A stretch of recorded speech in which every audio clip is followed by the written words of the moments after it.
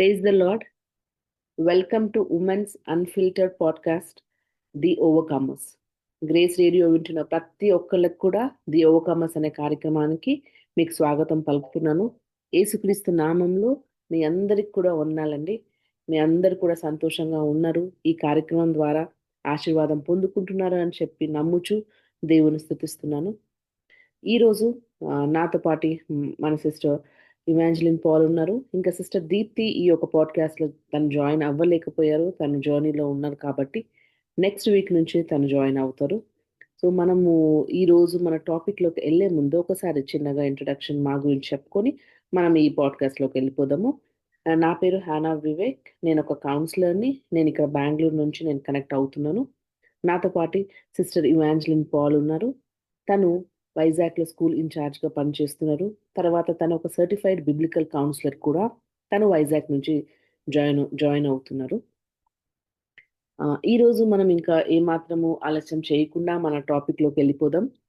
మనందరూ తెలిసినట్లే అండి, అక్టోబర్ ఈ యొక్క నెల మనం ఒక థీమ్ తీసుకున్నాము. ఆ థీమ్ విధేయత చూపించడం.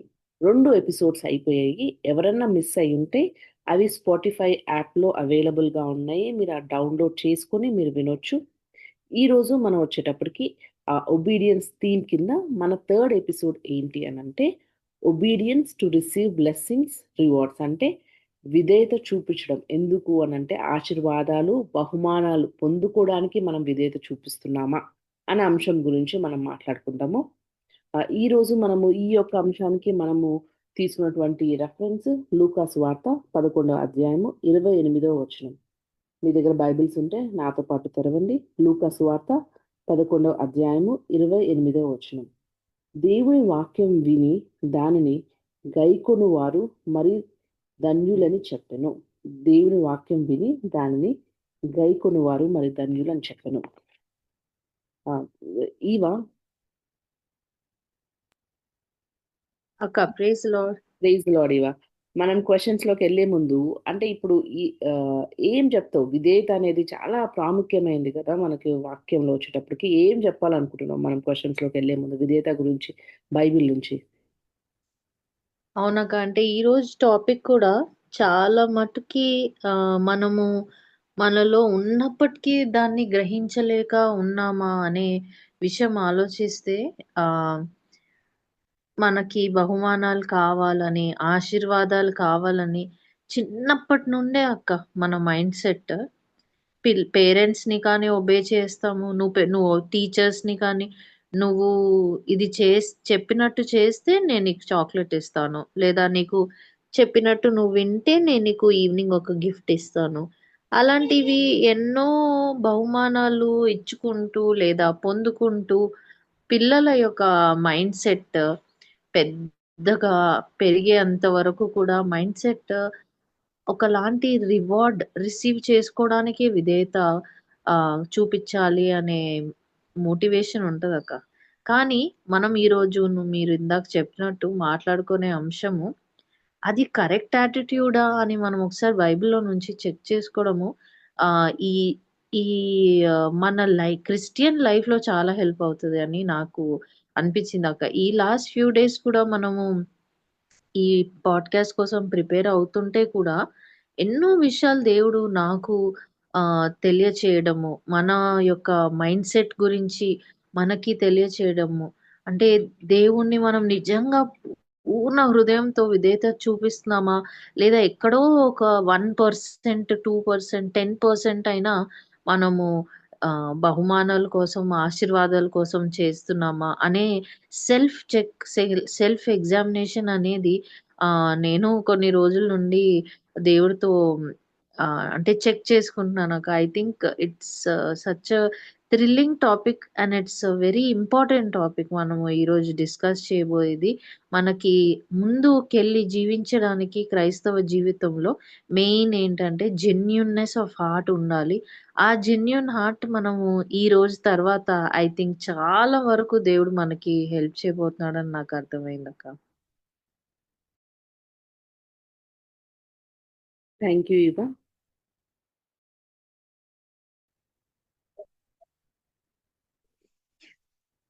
అక్క ఒక్క నిమిషము, నేను ఒక క్వశ్చన్ అడగాలనుకుంటా మిమ్మల్ని. ఇప్పుడు మనము ఇందాక కూడా మనం అనుకుంటాం కదా, మీ అభిప్రాయంలో బహుమానాలు కానీ ఆశీర్వాదాలు పొందుకోవడం కానీ అది మోటివేషన్ గా, విధేయత చూపించడానికి మోటివేషన్ గా, లేదా ప్రేరణగా అది ఉండొచ్చా అక్క క్రైస్తవునికి? అంటే మన మైండ్ సెట్ ఎలా ఉండాలి? థ్యాంక్ యూ యువ ఈ క్వశ్చన్కి. అంటే ఒకసారి మనం నువ్వు అడిగిన క్వశ్చన్, మనకు ఈ బహుమానాలు ఆశీర్వాదాలు ఇవన్నీ పొందుకోవడానికి ఇవన్నీ పొందుకోవాలి అని మనం విధేయత చూపించాలా అని కదా నీ క్వశ్చన్. సో ఒక్కసారి మనము బైబిల్లో ఏముంది, వాక్యంలో దేవుడు ఏం చెప్తున్నాడు, ఎలాంటి ఆశీర్వాదాలు ఉన్నాయి విధేయతకి, లేకపోతే ఎలాంటి బహుమానాలు ఉన్నాయి విధేయతకి అనేది ఒక్క రెండు మూడు వచనాలు మనం గుర్తు చేసుకుంటే, ఇస్రాయేల్ కూడా దేవుడు ఆయన ఎంతగానో ప్రేమించినటువంటి దేశం కదా ఇజ్రాయెల్ దేశం. ఆయన వాళ్ళని మీరు నా సొత్తు అని అంటారు. ఆయన ఎంతగానో ఆయన ప్రేమ చూపిస్తాడు. వాళ్ళని ఐగుప్తు నుంచి బయటికి తీసుకొని వచ్చిన తర్వాత ఆయన ఆ ధర్మశాస్త్రం ఇస్తున్నప్పుడు వాళ్ళకి చెప్పింది ఏంటి అనంటే విధేయత చూపించాలి అని. అంటే ఇశ్రాయేలీయులు వాళ్ళు బాగుగా ఉండాలన్నా, వాళ్ళకి మేలు జరగాలన్నా, వాళ్ళు ఎనిమీస్‌తో వాళ్ళ ఒక శత్రువులతో యుద్ధాలు గెలవాలన్నా అన్నీ కూడా వాళ్ళకి దేని మీద ఉంటాయి అనంటే, వాళ్ళు దేవునికి విధేయత చూపిస్తేనే. దేవునికి విధేయత చూపిస్తే ఈ ఆశీర్వాదాలన్నీ కూడా, లేకపోతే ఈ బహుమానాలన్నీ కూడా వాళ్ళ జీవితంలో పొందుకుంటారు అని చెప్పి మనకు చాలా క్లియర్‌గా మనకి మొదటి 5 బుక్స్ చదివినప్పుడు మనకు అర్థమవుతది. అంటే ఒక్కసారి ద్వితీయోపదేశ కాండం 28వ అధ్యాయం 1వ వచనంలో చూసుకుంటే గూడా అక్కడ ఇశ్రాయేల్‌లకి ఏమని చెప్తున్నారు అనంటే, అన్ని దేశముల కంటే గూడా మిమ్మల్ని ఎక్కువగా, అధికంగా మిమ్మల్ని ఆశీర్వదిస్తాను. ఎప్పుడు అనంటే విధేయత చూపించడం అని. అంటే ఇప్పుడు మనం అనుకుంటాం, అది పాత నిబంధన కదా! మనం కొత్త నిబంధనలోకొచ్చినాము. అది వాళ్ళకి అని అనుకుంటాం. కానీ మనం ఏమి గుర్తుపెట్టుకోవాలి అనంటే, మన దేవుడు యేసుక్రీస్తు గూడా ఆయన ఈ లోకంలో ఆయన పరిచర్య చేస్తున్నప్పుడు కూడా ఎన్నో సార్లు ఆయనకి మాటకి, వాక్యానికి విధేయతగా ఉండాలి అని చెప్పి ఆయన చెప్పారు.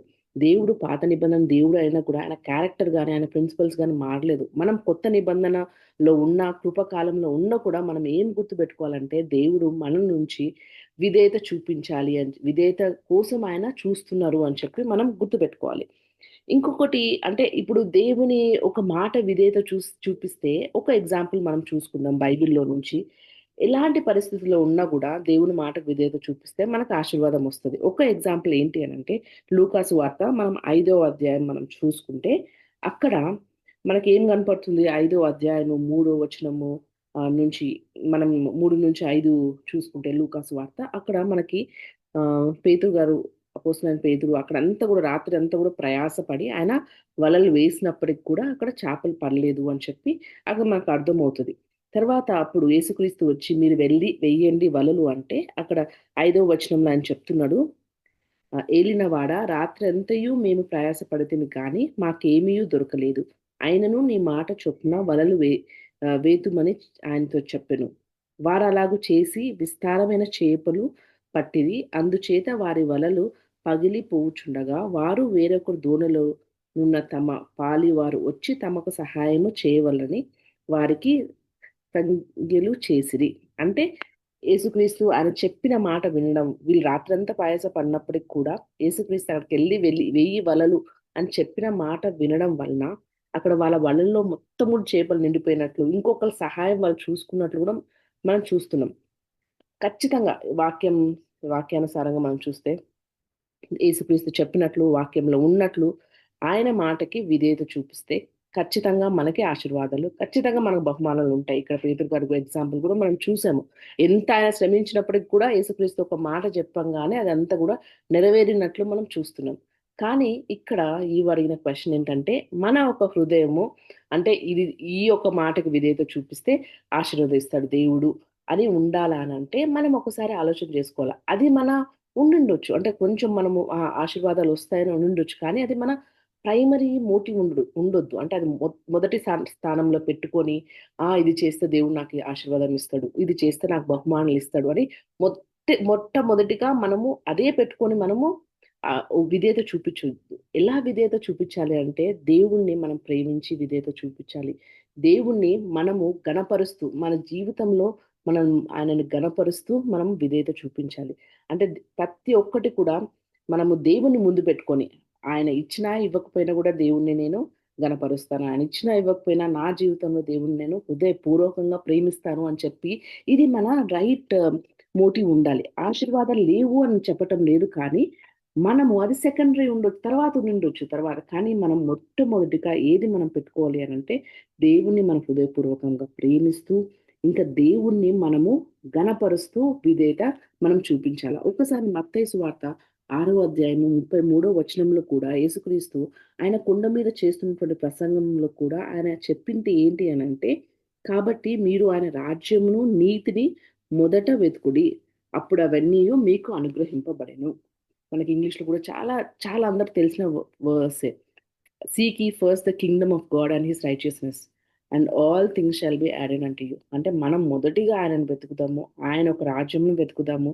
మనం పూర్ణ మనసుతోని, పూర్ణ హృదయంతోని ఆయన ఘనపరుస్తూ మనం వెతికితే ఇవన్నీ ఆశీర్వాదాలు దేవుడు మనకి ఇస్తారు అని చెప్పి మనం జ్ఞాపకం చేసుకోవాలి.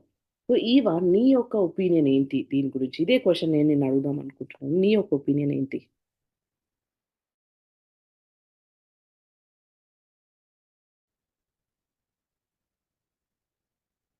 థ్యాంక్ యూ అక్క. చాలా ఆహ్, చాలా బ్యూటిఫుల్‌గా మీరు ఎక్స్‌ప్లెయిన్ చేశారు. ఇందులో నా ఒపీనియన్ చెప్పాలి అంటే, ఎగ్జాక్ట్‌గా మీరు చెప్పినట్టే అక్క. దేవుణ్ణి మనము ముందు పెట్టుకొని జీవించినప్పుడు, విధేయత అనేది ఆయన మీద గౌరవంతో, ఆయన మీద ప్రేమతో, ఆయనని బాధ పెట్టొద్దు. ఆయన లేదా ఆయన హృదయాన్ని మనము ఆనందపెట్టాలి లేదా ఆనందపరచాలి అనే ఆ ఉద్దేశ్యము మనలో దేవుడు తీసుకొస్తాడక్క. I think it's a beautiful thing మీరు ఎక్స్‌ప్లెయిన్ చేసింది. కానీ నేను ఒక చిన్న వర్స్ ఇక్కడ యాడ్ చేయాలనుకుంటున్నాను. కొరింథీయులకు రాసిన పత్రికలో 9దో అధ్యాయము 15వ వచనంలో యేసు ప్రభువే మనకి అందరికంటే పెద్ద బహుమానముగా వచ్చాడు. He is the greatest gift that we have received. ఎందుకంటే యేసయ్యలో మనము అన్ని వాగ్దానాలు మనం మనం పొందుకున్నాం. సో, నాకు తెలిసి దేవుడు మనకి క్లియర్‌గా ఈ వాక్యము ద్వారా యేసు ప్రభువే మనకి గిఫ్ట్‌గా వచ్చినప్పుడు, ఆయనని మనం వెంబడిస్తే, ఆయన చెప్పినట్లు మనం జీవిస్తే, ఆయన మనతో ఉంటాడు. ఆయనకి మనము ఆనందం తెచ్చే బిడ్డలంగా ఉంటాము అనే ఆశ ఎంతో తృప్తిని, ఎంతో ఆనందాన్ని మనలో కూడా కలిగిస్తుందని నేను నమ్ముతున్నానక్క.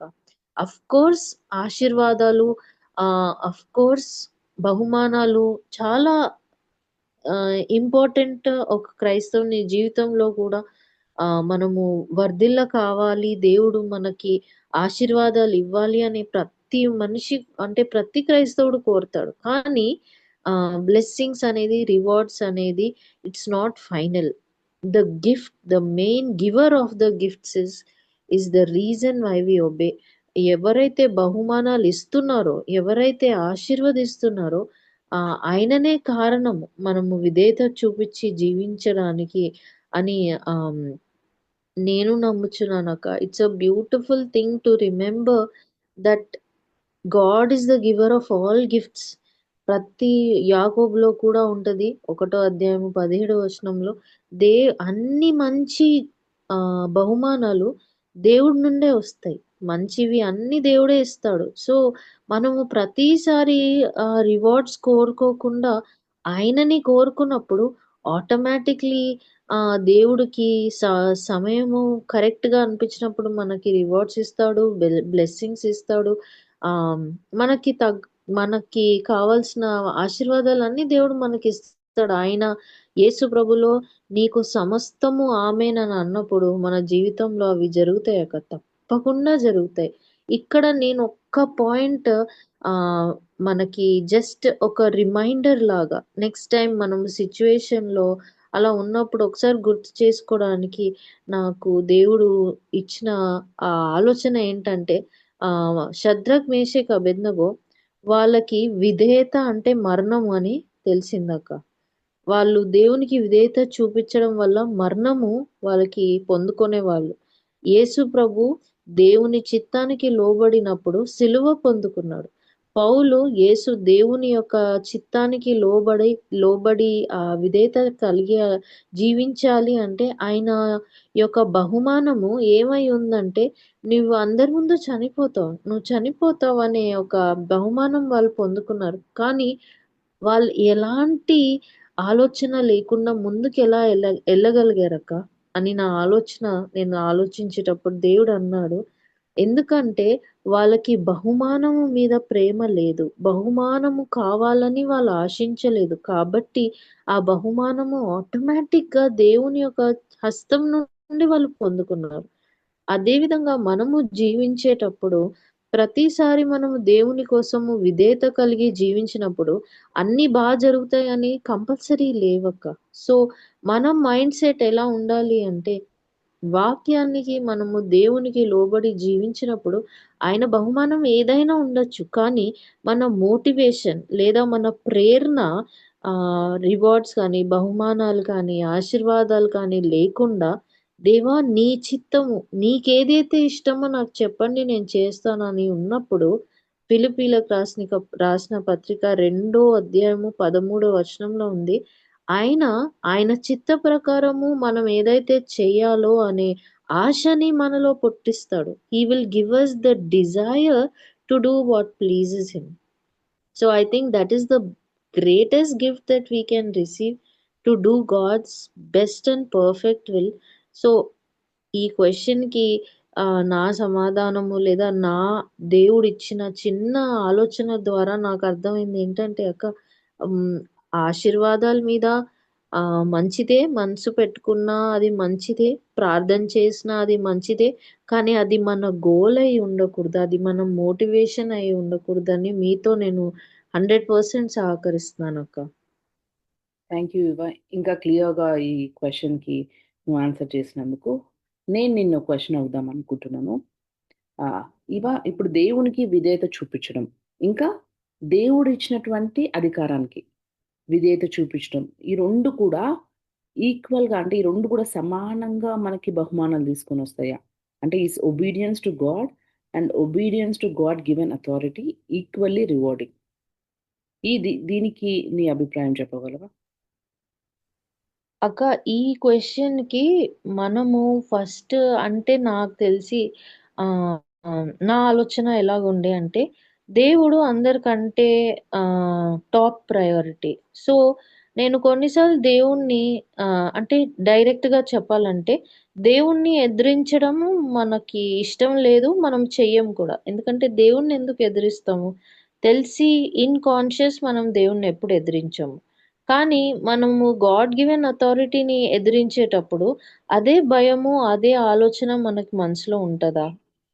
అనే క్వెషన్ నాకు చాలా సార్లు నా కాన్షియన్స్‌ని పరిశుద్ధాత్మ దేవుడు ఎన్నో సార్లు పరీక్షించడానికి ఎన్నో సార్లు నన్ను ప్రేరేపించారు. "నువ్వు అలాగా ఆలోచించు" అని నాకు ప్రేరేపించారు. ఎందుకంటే దేవుడిని మనం ఎప్పుడు ఎదిరించమక్క. ఆయనకి ముందు ఎళ్ళము. కానీ దేవుడిచ్చిన అథారిటీకి 100% మనం ఏ తిరుగు లేకుండా ఎదిరిస్తాం. దానికి కారణం ఏమై ఉందంటే మనము దేవుడిచ్చిన అథారిటీని ఆయన ఇచ్చిన శాసనంని సీరియస్‌గా తీసుకోము. అందుకే వాక్యంలో ప్రతిసారి దేవుడు ఆ పాయింట్‌ని స్ట్రెస్ చేయడానికి అంటే ఆ పాయింట్ ఎంత ఇంపార్టెంటో మనకు తెలియచేయడానికి పాత నిబంధనలో కూడా 10 ఆజ్ఞలలో ఒక ఆజ్ఞ honour and respect your parents అని ఉంది. అది కొత్త నిబంధనలో ఎఫెసీలకు రాసిన పత్రిక 6 అధ్యాయం 1 వచనంలో కూడా ఉంది. ఈ యొక్క ఇంపార్టెన్స్ దేవుడు obey God, honour him, serve him faithfully ఆయనని సేవించు, ఆహ్, ఆయనని ఆదరించు అని దేవుడి గురించి దేవుడు చెప్పినాక పేరెంట్స్‌ని కూడా, తల్లిదండ్రులని కూడా నువ్వు ఆదరించాలి అనే అదే పాయింట్‌లో చెప్తే, మనకి ఆ పాయింట్ ఎందుకు సీరియస్‌గా అనిపిచ్చదు అని నా జీవితంలో నేను చాలా ఇయర్స్ తర్వాత నేను 30స్‌లో వచ్చినంక ఇప్పుడిప్పుడే అర్థం చేసుకుంటున్నానక్క. ఇప్పటి వరకు అంటే నేను ఈ కొన్ని 10 ఇయర్స్ బ్యాక్ వరకు నాకసలు అర్థమే కాలేదు. కానీ స్లోగా, చాలా స్లోగా ఇప్పుడు కూడా 100% నాకు అర్థమైంది అని నేను గ్యారంటీ ఇవ్వలేను. నాకు మేబీ అర్థమైందేమో, కానీ అది అప్లికేషన్ లేదా నా లైఫ్‌లో జీవించడం అనేది నాకిప్పటి వరకి కూడా ఐయామ్ స్ట్రగ్లింగ్. ఎందుకంటే ఎంతైతే పేరెంట్స్ దేవుడిచ్చిన అథారిటీ, అంతే నూతన నిబంధనలో, పాత నిబంధనలో చూసుకుంటే హస్బెండ్స్‌కి దేవుడు మన మీద ఇచ్చిన అధికారాన్ని మనము ఎదురెళ్తాం ఆ అధికారానికి. అలా గెలిన ప్రతిసారి పరిశుద్ధాత్మ దేవుడు నాకు వచనాల ద్వారా చాలా ఆహ్, కరెక్ట్ చేస్తారు. సో, నాకు కొన్ని విషయాలు దేవుడు నాకు నేర్పించినవి నేను మనందరితో వినే వాళ్ళందరితో నేను జస్ట్ పంచుకోవాలనుకుంటున్నాను. అది ఏంటంటే దేవుడు లాంగ్ లైఫ్ లేదా దీర్ఘాయుష్యము అనే అనే రివార్డ్ లేదా ఒబీడియన్స్ చేసినప్పుడు మనం విధేయతగా ఉన్నప్పుడు ఇచ్చే బహుమానము, ఆశీర్వాదం వచ్చేసి దీర్ఘాయుష్యము. అది పేరెంట్స్‌కి లోబడినప్పుడు వచ్చే రివార్డ్ అది. ఒబీడియన్స్‌తోనొచ్చే బ్లెస్సింగ్ అది. అది కండిషనల్. దానికొక కండిషన్ ఉంది. నీకు లాంగ్ లైఫ్ కావాలంటే నువ్వు పేరెంట్స్‌కి లోబడి జీవించాలి. ఇష్టం వచ్చినట్టు మనం జీవించి, తెలిసి కూడా తర్వాత మనము మారకుండా, దేవుని సహాయం తీసుకోకుండా జీవిస్తే, మనం దీర్ఘాయుష్యం ఎక్స్‌పెక్ట్ చేయలేమేమో అక్క. ఎందుకంటే దేవుడు వాక్యంలో క్లియర్‌గా చెప్పారు. హెజెకియా వలె మనము కూడా దేవా నన్ను క్షమించండి. నేను ఇప్పటి వరకు అది కరెక్ట్‌గా చేయలేదు. ఇప్పటి నుండి నేను చేయనని చెప్పి మనం మారినప్పుడు మేబీ యేసు ప్రభులో తప్పకుండా మనకి 100% ఇంకోసారి దేవుడు ఛాన్స్ ఇస్తాడు. కానీ ఆ పాయింట్ మనం మళ్ళీ స్ట్రెస్ చేసుకుంటే పేరెంట్స్‌కి దేవుడు డైరెక్ట్‌గా ఒక అథారిటీ ఇచ్చారు.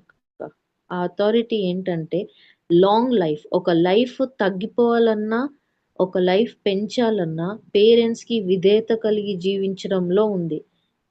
పేరెంట్స్‌కి ఏ విధంగా దేవుడు విధేయత చూపిస్తే లాంగ్ లైఫ్ ఇస్తానన్నారో, సామెతల గ్రంథం 29 అధ్యాయంలో ఎవరైతే విధేయత కలిగి లేరో, ఎవరైతే తల్లిదండ్రులని కష్టపెడతారో, ఎవరైతే తల్లిదండ్రులని ఇష్టం వచ్చినట్టు మాట్లాడతారో, వాళ్ళ దీపము అకస్మాత్తుగా ఆహ్, ఆఫ్ అయిపోతది. If the children are not obeying the parents, their lamp will be suddenly put out. ఇది Proverbs chapter 29 లో ఉన్నక. సో గాడ్‌కి మనం ఎంతైతే ఇంపార్టెన్స్ ఇస్తామో దేవుడికి, అంతే ఇంపార్టెన్స్ అంతే అని కాకుండా దేవుడు ఈ లోకాన్ని సృష్టించినప్పుడు, దేవుడు ఆ ఇంపార్టెన్స్ తల్లిదండ్రులకిచ్చారు. ద మెయిన్ ఎగ్జాంపుల్ నా లైఫ్‌కి యేసు ప్రభువు లూకాసు సువార్త 2 అధ్యాయము 51, 52లో 53లో చూసుకుంటే యేసు ప్రభువు నజరత్‌లో ఉన్నప్పుడు, ఆయన చర్చ్‌లో ఉండిపోయినప్పుడు తల్లిదండ్రులు బాధపడి లేదా భయపడి వెతుకుతా ఉన్నారు ఆయన కోసం.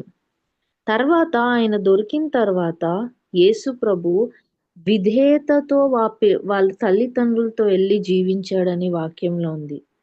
He continued to live the remaining years being subject to his parents, being obedient to his parents అని క్లియర్‌గా వాక్యంలో రాయబడింది.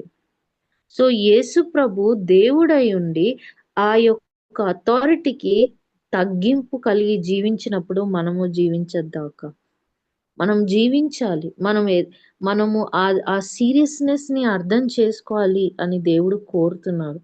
మన వైఫ్స్ గురించి మనం ఆలోచిస్తే, వైఫ్స్‌గా హస్బెండ్‌తో మనం ఎదురిస్తాము లేదా కష్టాలొచ్చినప్పుడు మనము 2, 3 మాటలు అనేస్తాము ఏమో, కానీ దేవుడు వాక్యంలో పేతురు 3 అధ్యాయంలో చూసుకుంటే అక్క, శారా తన హస్బెండ్‌ని లార్డ్ అని పిలిచేది. దేవా అని పిలిచేది. దేవా అని పలికి లార్డ్ అని తను హార్ట్‌లో భావించింది. సో, నేను ఎవరి గురించి మాట్లాడను. దేవుడు నాలో తెచ్చిన ట్రాన్స్‌ఫర్మేషన్ స్టార్టింగ్ నా హార్ట్‌లో జరిగిందక్క. I began to see my husband as the God given authority. Of course నేనిప్పుడు కూడా ఐ యామ్ 100% నాట్ రైట్. కానీ ఆ ట్రాన్స్ఫర్మేషన్ మనసులో జరగాలని దేవుడు ఆశించారు. నాకు ప్రత్యేకంగా మనందరికీ మనసులో మనము దేవుడు ఏ విధంగా అయితే ఆ హైరార్కీ పెట్టారో ఆ ఒక్క ప్లేస్ ఎగ్జాంపులే కాదక్క.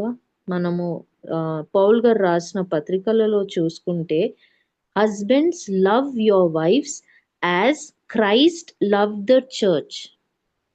Wives be submit to your husbands as the church submits to Christ.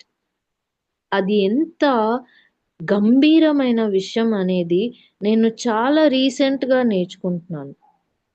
So when I began to realize the God given authority over my life, అప్పుడు నాకు దేవుడు ఎక్స్ప్లెయిన్ చేయడం స్టార్ట్ చేశారు. ఏంటి అంటే దేవుడు is omnipotent, he's omniscient, he's all powerful, but in this world he always works through man.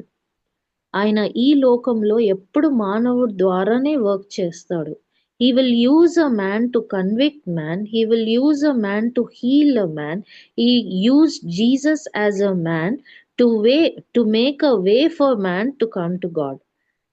ఆయన ప్రతిసారి మానవుడినే వాడుకున్నప్పుడు ఆయన అథారిటీని మ్యాన్ ద్వారా చూపిస్తారక్క. తల్లిదండ్రుల ద్వారా, హస్బెండ్స్ ద్వారా, మన పై అధికారుల ద్వారా. రోమా 15:1 ఉంది, be subject to all God given authority, to every authority, to all governments, because there is no authority that has become an authority without the will of God. దేవుడు కోరకుండా ఏ అథారిటీ నీ మీద అధికారం చేయలేదు అని దేవుడు క్లియర్గా చెప్తున్నాడు. సో ఈ వాక్యాల ద్వారా నేను అర్థం చేసుకుంది ఏంటంటే, దేవుడు ఎంతైతే దేవుణ్ణి విధేయత కలిగి జీవించడంలో ఆశీర్వదిస్తాడో, అదే విధంగా మనము దేవుడిచ్చిన అధికారానికి లోబడినప్పుడు దేవుడు ఎంతో ఆనందంతో ఆయన మనల్ని ఆశీర్వదిస్తాడు. మనకి బహుమానాలు కూడా దయచేస్తారు, మనకి దీర్ఘాయుషం దయచేస్తారు. అక్క నువ్వే నాకు ఫ్యూ ఇయర్స్ బ్యాక్ లేదా ఫ్యూ మంత్స్ బ్యాక్ కూడా మనం మాట్లాడుకుంటున్న ఎగ్జాంపుల్స్లో దావీదు యొక్క భార్య మికాయల్ కూడా దావీదుని ఎగతాళి చేసిందని తనకి గర్భం కాకుండా దేవుడు చూశాడు. అంటే we can not go against God given authority, and when we obey God given authority, it is truly rewarding and truly a blessing to all of us akka. మనకి సంపూర్ణ ఆశీర్వాదము దేవుడు ఎన్నో బహుమానాలతో మన జీవితాలని నింపేస్తారని నా అభిప్రాయం అక్క. అక్క నువ్వు ఏదైనా షేర్ చేసుకుంటావా ఈ విషయం గురించి? నీ అభిప్రాయం ఏంటి? థ్యాంక్ యూ ఇవా, చాలా చక్కగా మనం ఎక్స్ప్లెయిన్ చేసావు. ఎవరు మనకు అథారిటీస్ అని చెప్పి కూడా మనము తల్లిదండ్రుల విషయము కానీ, లేకపోతే భర్త గురించి కానీ, లేకపోతే ఇంకా మనకి గవర్నమెంట్లో అంటే మనం అనుకోము కదా ఎప్పుడు కానీ మనం వీళ్ళకి ఈ రూల్స్ కానీ, మరి ముఖ్యంగా గవర్నమెంట్ రూల్స్ మనం పాటించాలి అని చెప్పి మనం ఒప్పుకోము. మనం కొన్ని కూడా అవి ఓవర్లుక్ చేస్తాం, అంత పట్టించుకోము కూడా. కానీ వాక్యానుసారంగా మనం జీవించాలంటే చిన్న విషయాల్లో కూడా మనము విధేయత చూపించాలి. ఒక రెడ్ లైట్ క్రాస్ చేయడం అన్నా కూడా, లేకపోతే సీట్ బెల్ట్ పెట్టుకునే విషయంలో, హెల్మెట్ పెట్టుకునే విషయంలో, ఇవన్నీ కూడా మనము జాగ్రత్తగా ఏవైతే రూల్స్ మనకు గవర్నమెంట్ పెట్టిందో అవన్నీ కూడా మనము విధేయత చూపించాలి. అవన్నీ విధేయత చూపించడం వల్ల మనం దేవుని వాక్యానికి, దేవుడు ఇచ్చినటువంటి అధికారానికి మనము విధేయత చూపిస్తున్నాము అని చెప్పి మనం గుర్తుపెట్టుకోవాలి. ఇంకొకటి ప్రాక్టికల్గా మనం మాట్లాడుకుంటే, నువ్వు హస్బెండ్ గురించి కూడా చెప్పావు, వైఫ్స్ మనము విధేయత చూపించాలి అని చెప్పి కొత్త నిబంధనలో పౌల్ గారు రాసిన లెటర్స్ కూడా నువ్వు చెప్పావు. కొలసీలు రాసిన పత్రిక 3:18 ఒక్కటి నేను తీసుకొని చెప్దాం అనుకుంటున్నాను. ఇంకోటి ఏంటంటే, అది దేవునికి ఏది యుక్తమైనది అని అంటే, ఎప్పుడు భార్య భర్తకి విధేయతగా ఉంటే అది యేసుక్రీస్తుకి యుక్తమైంది అని చెప్పి కొలసీల్లో 3:18 మనం చూస్తాం. అంటే ఇప్పుడు ఈ జనరేషన్లో మనము ఎక్కడ చూసినా లోకం ఇంకొకటి మాట్లాడుతుంది. ఇక్కడ మనకి వాక్యం ఏమో చెప్తుంది, భార్యలు భర్తకి సబ్మిట్ అయి ఉండాలి, భర్తకి విధేయత చూపించాలని అని ఉంటుంది. కానీ లోకము, మన స్నేహితులు కానీ వాళ్ళందరూ దేనికోసం ఇప్పుడు పోరాడుతున్నారో మనకు అందరూ తెలుసు, equal rights. Men, women equal అని చెప్పి ఇంకా అలా వాళ్ళు పోరాడి ఉమెన్ కూడా ఎక్కడ కూడా వాళ్ళని వాళ్ళు తగ్గించుకోకుండా, ఎక్కడ కూడా వాళ్ళ భర్తలకు కానీ, ఇంట్లో ఫ్యామిలీస్‌లో వాళ్ళ పేరెంట్స్ కానీ ఎక్కడ కూడా విధేయత లేకుండా, విధేయత చూపించకుండా వాళ్ళ జీవితాలు జీవిస్తూ ఎంతోమంది ఈ యొక్క టైంలో ఎన్నో డివోర్సెస్ అవుతున్నాయి. కారణం ఏంటి అనంటే, వాళ్ళు వాక్యానికి విరోధంగా వాళ్ళు పోరాడుతున్నారు వాళ్ళ జీవితంలో. ఈక్వల్ రైట్స్ మేము కూడా సమానము. హస్బెండ్‌కి ఎంత అథారిటీ ఉందో మాకు కూడా అంతే ఉంది అని చెప్పి వాక్యానికి విరోధంగా వాళ్ళు కొట్లాడుతున్నారు కాబట్టి, కుటుంబాలన్నీ కూడా ఇప్పుడు నాశనం అయిపోతున్నాయి. సాతాను అలాంటి కుటుంబాలలో అది అది అక్కడ ప్రభావితం చేసి నాశనం చేస్తుందని చెప్పి మనం జ్ఞాపకం చేసుకోవాలి. వింటున్న ప్రతి ఒక్కళ్ళు కూడా మనం స్త్రీలు గమనించుకుందాము. మన భర్తకి మనం విధేయత చూపిస్తే, ఇష్టం ఉన్నప్పుడు కాదు. ఇష్టం ఉన్నప్పుడు ఎవరైనా చూపిస్తారు కదా! ఇష్టం లేనప్పుడు ఎవరన్నా మనకిష్టం లేని వాళ్ళని ఆయన ఇంటికి ఇన్వైట్ చేసినా, లేకపోతే ఎక్కడికైనా మనం వెళ్దాము అని చెప్పినా, మీకిష్టం లేకున్నా కూడా మనం విధేయత చూపించాలి. ఒకవేళ మీరు విధేయత చూపించడం కష్టం అనుకుంటే, దేవుని వాక్యం పట్టుకొని, దేవుని సన్నిధానంకొచ్చి, నాకిష్టం లేదయ్యా! కానీ నువ్వు చెప్పావు గదా! విధేయత చూపించడం అని. నిన్ను గనపరచడానికి నేను చేస్తున్నానని చెప్పండి. దేవుడు మీకు శక్తినిస్తాడు. మీరు మీ ఒక హస్బెండ్‌కి విధేయత చూపించడం వలన ఆయనను సంతోషపడతారు. ఇంకా దేవుని ఒక వాక్యానుసారంగా నడచడం వలన, దేవుని యొక్క ఆశీర్వాదాలు గూడా మనం పొందుకుంటామని చెప్పి మనము జ్ఞాపకం చేసుకోవాలా. ఇంకోటి మనం ఎక్కడ పని చేస్తున్నా, మన వర్క్ ప్లేస్‌లో గూడా మన సర్వెంట్స్ అందరూ కూడా వాళ్ళ మాస్టర్స్‌కి మనము విధేయతగా ఉండాలని చెప్పి కూడా ఎఫెసీయులకు రాసిన పత్రిక 6వ అధ్యాయము 5, 7లో కూడా మనకు కనపడతది. సో, ఇవన్నిటి గూడా మనం పాటించండి. చిన్న చిన్న విషయాలలో మనం ఓవర్‌లుక్ చేయొద్దు. చిన్న చిన్న విషయాల నుంచి మనం స్టార్ట్ చేద్దాం విధేయత చూపించడానికి. ఇంకొక క్వెషన్ నేను అడుగుదాం అనుకుంటున్నాను. అంటే మనము ఆహ్, ఒకవేళ దేవుని విధేయత చూపించడానికి ఆహ్, లేకపోతే దేవుణ్ణి ప్రేమించడానికి, లేకపోతే ఆయన నామంని మనము గనపరచడానికి ఎట్లా మనము అంటే జెన్యూన్‌గా ఎట్లా మనము డిజైర్ చేయొచ్చు ఇవన్నీ? అంటే ఈ యొక్క ఆశీర్వాదాలొస్తాయి కదా! ఒబీడియన్స్ తోటి, లేకపోతే ఈ రివార్డ్స్ ఒస్తాయి. ఇవన్నీ మనము తెలుసుకున్నాము. ఇవన్నీ మనం చేసాము. కానీ మనం ఎట్లా ఆశ పొందుకోవచ్చు? దేవుని విధేయత చూపించడము, దేవుని మనం గనపరచడము, లేకపోతే దేవుని మనం ప్రేమించడం, మన జీవితం ద్వారా ఎట్లా మనము చూపించొచ్చు ఇవ అక్క, ఇది మాత్రము నిజంగా నాకు తెలిసి లోకంలో మనం ఎవ్వరైనా కూడా ఆలోచిస్తే ఈ ఆశని పుట్టించలేరేమో అక్క.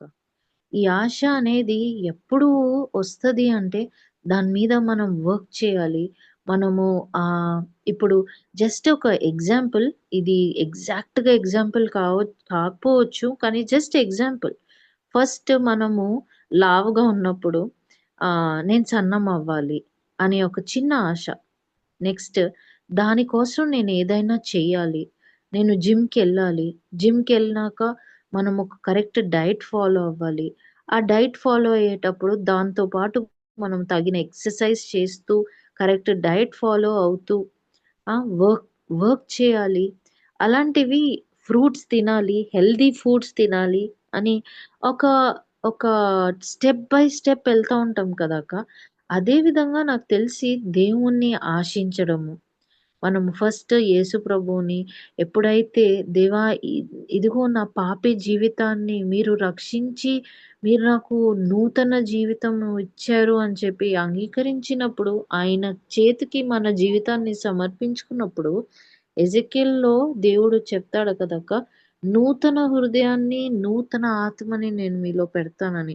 అప్పటినుండి మనము ఆ నూతన ఆత్మలో జీవించేటప్పుడు ఆ ఆశలని మనము వర్క్ చేస్తూ వర్క్‌ఔట్ యువర్ సాల్వేషన్ అని ఏ విధంగా అయితే పౌలు గారు అంటారో, మన రక్షణని మనము we have to work it out అక్క. మనము దాని వల్ల మనకి సాల్వేషన్ వస్తదా? పోతదా? అది కాదు.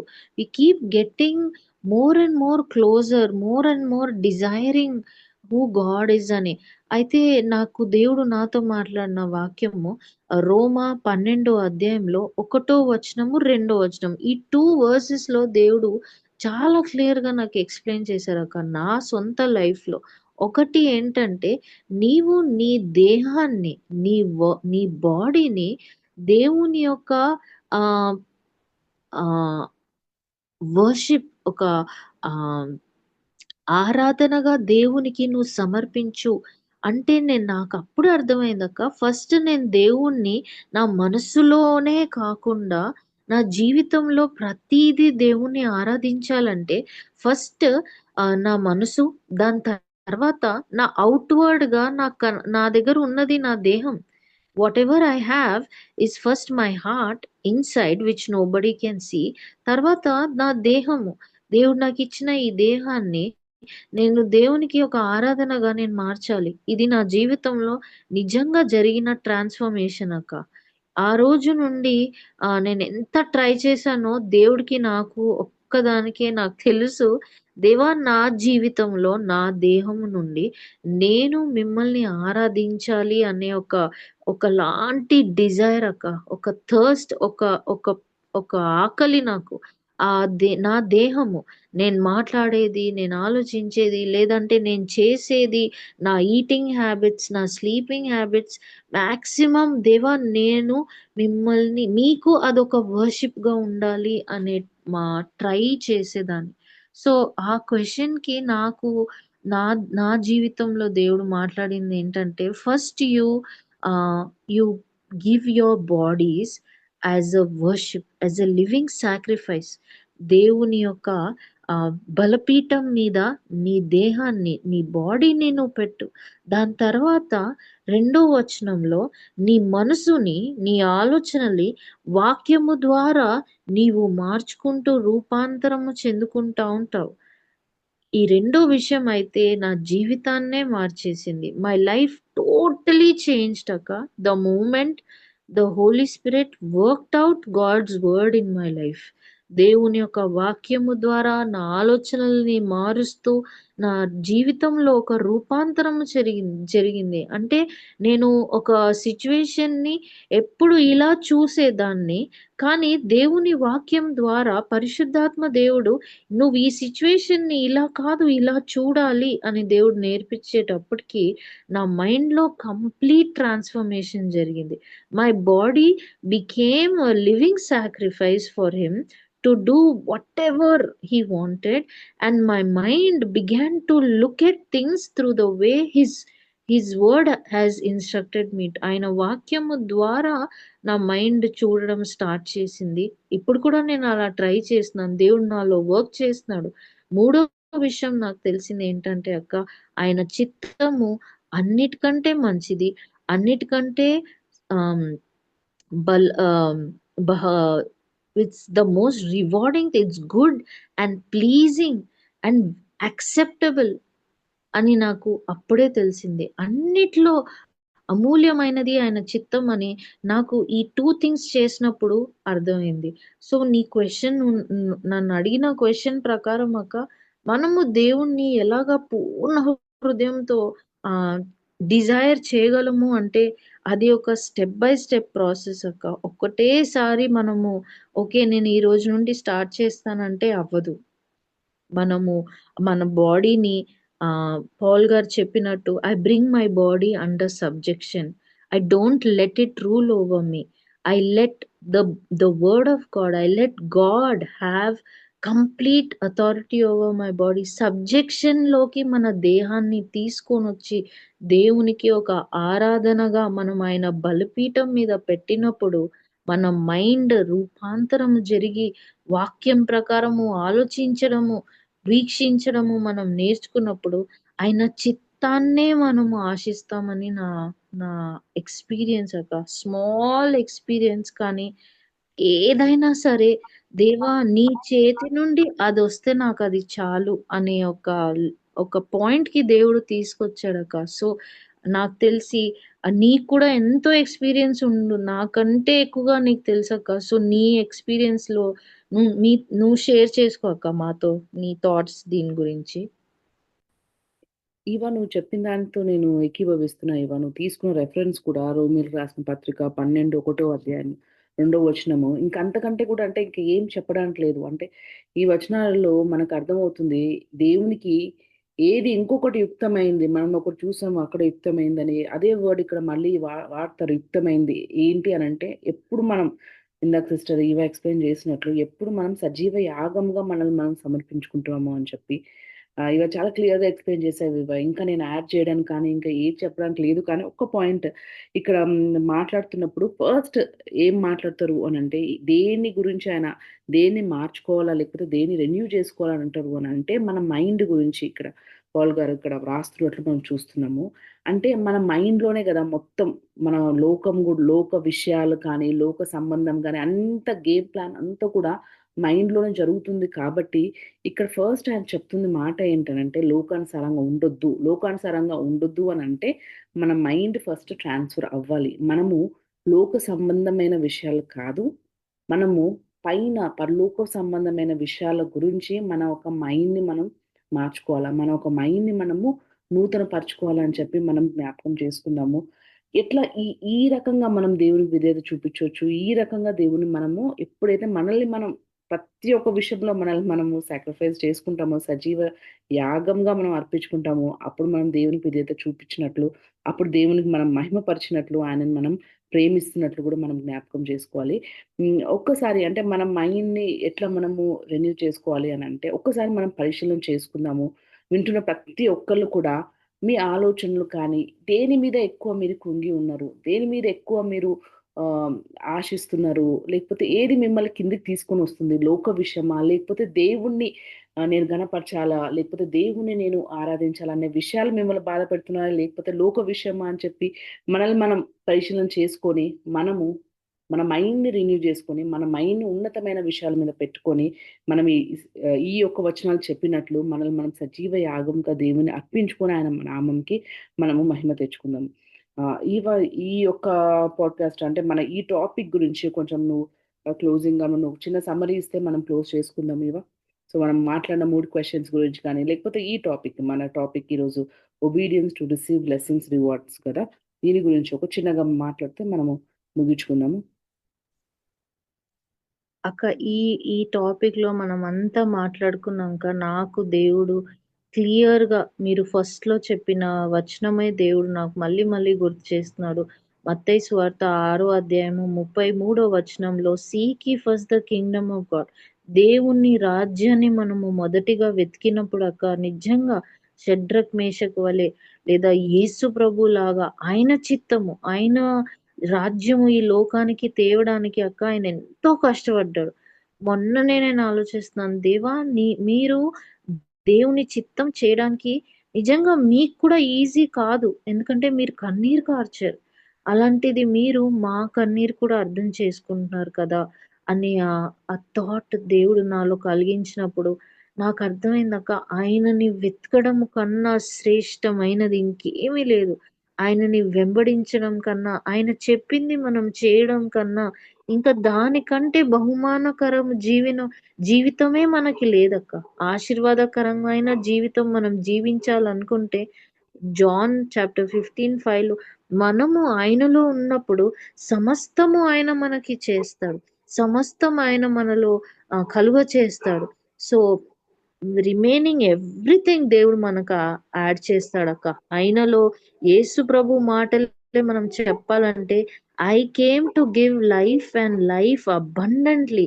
యోహాను 10:10లో జీసస్ ఈ లోకానికి వచ్చిందే ఆహ్, సంపూర్ణతలో జీవితం మనకు కలుగజేయడానికి. సో, మాథ్యూ 6:33 అనే వర్స్ మనమందరము మన హృదయాలలో దాచుకోవాలనే నా ఆశ, నా ప్రార్థన అక్క. ఫస్ట్ దేవుని రాజ్యాన్ని, దేవుని చిత్తాన్ని వెతికి ఆయనని వెంబడిస్తే సమస్తము దేవుడు మనకి ఇస్తానంటున్నాడక్క. అదే నాతో నేను ఈరోజు ఈ పాడ్‌కాస్ట్ నుండి తీసుకొని నా హృదయంలో దాచుకునే వచనము. థాంక్ యూ యువ. విన్న ప్రతి ఒక్కళ్ళు కూడా ఆశీర్వాదం పొందుకున్నారని నమ్ముచున్నాను. ఈ ఈ అంటే ఈ విషయాలు ఎన్నో విషయాలు మనం విన్నాం కదా! మనల్ని మనం పరిశీలన చేసుకోండి. ఎక్కడన్నా కూడా మనం సరైన మార్గంలో మనం జీవించకుండా ఉంటే, లేకపోతే మనకు కరెక్ట్ అండర్‌స్టాండింగ్ లేకపోతే, మళ్ళీ వాక్యం దగ్గరకొచ్చి మన హృదయాలను మనం సరి చేసుకొని, దేవుని వాక్యానుసారంగా మనం జీవిస్తాము. ఒక చిన్న ప్రార్థన చేసుకొని మనము ముగించుకుందాము. ఒక చిన్న ప్రేయర్‌లోకి మమ్మల్ని నడిపిస్తావా? థ్యాంక్ యూ అక్క. నాకొక చిన్న సాంగ్ గుర్తొచ్చిందక్క. ఈ ఈ ఈ 1 మినిట్ ఉంటే నేనది పాడొచ్చా? పాడు. పాడిన. ఇంగ్లీష్‌లో. Yes. Seek ye first the kingdom of God and his righteousness, and all these things shall be added unto you. Hallelujah, hallelujah. Seek ye first the kingdom of God and his righteousness, and all these things shall be added unto you. Hallelujah, hallelujah. మనం అందరం కలిసి next hallelujah అని పాడదాం. ఆ వింటున్న వాళ్ళం అందరం కూడా కలిసి పాడదాం. Hallelujah,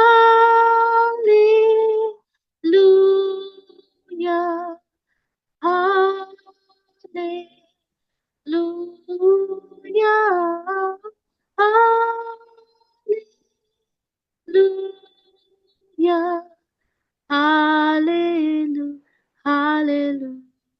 hallelujah, hallelujah. Thank you Jesus, thank you Jesus, thank you Jesus. మాకు ఇచ్చిన ఈ సమయాన్ని బట్టి వందనాలు యేసయ్య. మాతో మీరు మాట్లాడినందుకు వందనాలు యేసయ్య. ప్రభా, మిమ్మల్ని వెంబడించడము, మీ చిత్తాన్ని వెతకడము, మీ చిత్తాన్ని ఎరగటము, ఆ చిత్తాన్ని నెరవేర్చడము దానికన్నా గొప్ప విషయము ప్రభా, గొప్ప భాగ్యము మాకు లేనే లేదు నాయన. అలాంటి భాగ్యము మాకు మీరు ఇచ్చినందుకు వందనాలు. విధేయత కలిగి మేము జీవించే ప్రభా కృపని కూడా మీరు మాకు ఇచ్చినందుకు వందనాలు. అవునేసయ్య, ఈ రోజు మేము నేర్చుకున్నట్టు ప్రభా, మీ మీ యొక్క రాజ్యాన్ని మేము వెతుకుతూ, మీ యొక్క నీతిని మేము వెతుకుతూ ప్రభా, ఆ నీతిని, ఆ రాజ్యాన్ని ప్రభా మా క్రియలలో విధేయతగా మేము మార్చుకొని, విధేయత ద్వారా మేము ఈ లోకంలో జీవించి ప్రభా మీ ఆశీర్వాదాలు పొందుకునే యొక్క కృపని మీరు మాకు దయచేయండి నాయన. ప్రభా, మొట్టమొదటిగా ఆ ఆశ మాలో రగిలించండి నాయన. కేవలము నోటితో కాదు, మాటలతో కాదు, కానీ ప్రభా మా క్రియలతో మేము ప్రభా విధేయత కలిగి జీవించి నాయన మీ యొక్క రాజ్యాన్ని ఈ లోకములో విస్తారణగా మేము ప్రభా విస్తరించేలాగా మీరు మాకు కృప దయచేయమని అడుగుచున్నాము.